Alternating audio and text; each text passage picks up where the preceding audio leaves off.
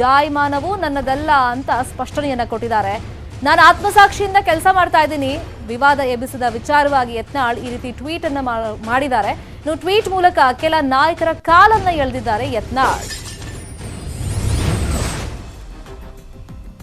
ಯತ್ನಾಳ್ ಅವರು ಯಡಿಯೂರಪ್ಪ ಅವರು ಜಾಸ್ತಿ ದಿನ ಸಿಎಂ ಕುರ್ಚಿಯಲ್ಲಿ ಕೂತ್ಕೊಳ್ಳೋದಿಲ್ಲ, ಬದಲಾಗ್ತಾರೆ, ಉತ್ತರ ಕರ್ನಾಟಕ ಮೂಲದವರು ಸಿಎಂ ಆಗ್ತಾರೆ ಮುಂದಿನ ದಿನಗಳಲ್ಲಿ ಅಂತ ಹೇಳಿಕೆ ಕೊಟ್ಟ ಮೇಲೆ ಬಿಜೆಪಿಯಲ್ಲೇ ಇದಕ್ಕೆ ಸಾಕಷ್ಟು ವಿರೋಧ ವ್ಯಕ್ತವಾಗಿತ್ತು. ಇದವರ ವೈಯಕ್ತಿಕ ಹೇಳಿಕೆ ಅಂತೆಲ್ಲ ಹೇಳಿದ್ರು.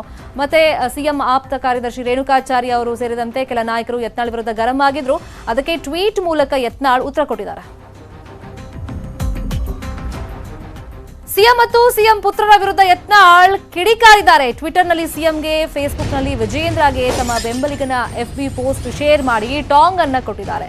ಅಂದ್ರೆ ಯಾವ ತರ ಟಾಂಗ್ ಅಂದ್ರೆ ಇದು, ಅಪ್ಪನ ಹೆಸರಿಂದ ರಾಜ್ಯಭಾರ ಮಾಡ್ತಾ ಇರೋರೇ ಉತ್ತರ ಕರ್ನಾಟಕದವರ ಬಗ್ಗೆ ಹಗುರವಾಗಿ ನೀವು ಮಾತನಾಡಬೇಡಿ, ಜನರು ಕ್ಷಮಿಸೋದಿಲ್ಲ, ಎಚ್ಚರ ಅಂತ ಒಂದು ಪೋಸ್ಟ್ ಅನ್ನ ಅವ್ರ ಫಾಲೋವರ್ ಹಾಕಿದ್ರು. ಅದನ್ನ ಇವ್ರು ಶೇರ್ ಮಾಡ್ಕೊಂಡಿದ್ದಾರೆ.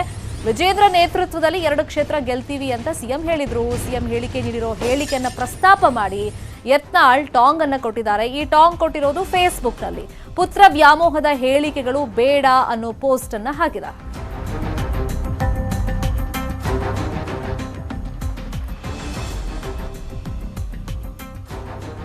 ಇವತ್ತಿನ ಮೇಜರ್ ಸುದ್ದಿ, ಕ್ಷಣ ಕ್ಷಣದ ಅಪ್ಡೇಟ್ಸ್ ನೀವು ಕೂತಲ್ಲೇ ತಿಳ್ಕೋಬೇಕು ಅಂದ್ರೆ ನೀವು ಮಾಡಬೇಕಾಗಿರೋದು ನಮ್ಮ ವೆಬ್ ಪೇಜ್ಗೆ ಲಾಗಿನ್ ಆದ್ರೆ ಸಾಕಾಗುತ್ತೆ. news18kannada.comಗೆ ಲಾಗಿನ್ ಆಗಿ ಕೂತಲ್ಲೇ ಎಲ್ಲ ವಿಚಾರಗಳ ಬಗ್ಗೆ ಪಿನ್ ಟು ಪಿನ್ ಮಾಹಿತಿಯನ್ನು ತಿಳ್ಕೋಬಹುದು.